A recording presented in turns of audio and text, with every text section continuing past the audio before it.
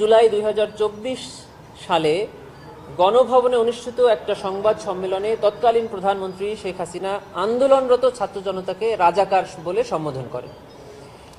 এটা একটি উস্কানিমূলক বক্তব্য। তারই প্রেক্ষিতে ওই 14 তারিখ রাতে তিনি তৎকালীন ঢাকা বিশ্ববিদ্যালয়ের ভিসি মাকসুদ কামাল সাহেবের সাথে ফোনে কথোপকথনে আন্দোলনকারী ছাত্রদের উপরে নির্যাতন এবং নিপীড়নের আদেশ এবং নির্দেশ এবং উস্কানি প্রদান করেন। তারই ফলশ্রুতিতে আবু সাইদ সহ 16 তারিখে 6 জন ছাত্র জনতা নিহত হন। এটি একটি অভিযোগ।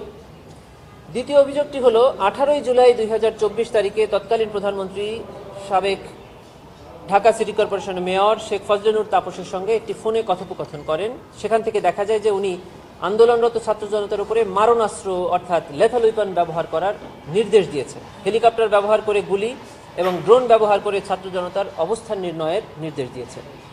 এর মাধ্যমে সারা দেশব্যাপী লেথাল ওয়েপন ব্যবহার করে 1400 ছাত্র জনতা নিহত হয়েছেন, হাজার হাজার ছাত্র জনতা আহত হয়েছেন। এটি এই মামলার দ্বিতীয় অভিযোগ। তৃতীয় অভিযোগটা ছিল রংপুরে আবু সাইদকে হত্যা। চতুর্থ অভিযোগটা ছিল চাংখারপুলে শহীদ আনাস ইয়াকুব সহ 6 জনকে হত্যা। পঞ্চম অভিযোগ ছিল আশুলিয়াতে 6 জনকে হত্যার পরে তাদের লাশ পুড়িয়ে দেওয়া। এই 5টি অভিযোগে আমরা ফরমাল চার্জ সাবমিট করেছিলাম।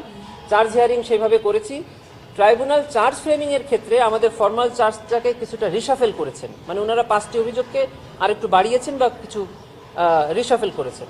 এখন জাজমেন্টের ট্রাইব্যুনাল সিদ্ধান্ত নেবেন যে এটা আমাদের চায় অনুযায়ী করবেন নাকি ট্রাইব্যুনালের মতো করবেন। আপনারা তো প্রমাণ করতে পেরেছেন?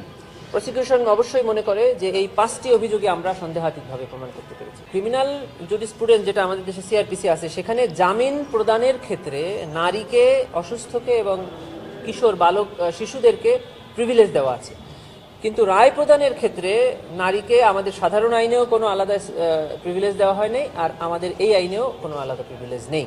অর্থাৎ রায় প্রদানের ক্ষেত্রে আসামি নারী হোক পুরুষ হোক, তিনি তার অবস্থানে থেকে কি অপরাধ করেছেন সেই অপরাধের গ্র্যাভিটি বিবেচনা করে শাস্তি প্রদান করা হবে বা মামলা প্রমাণ না হলে খালাস প্রদান করা হবে।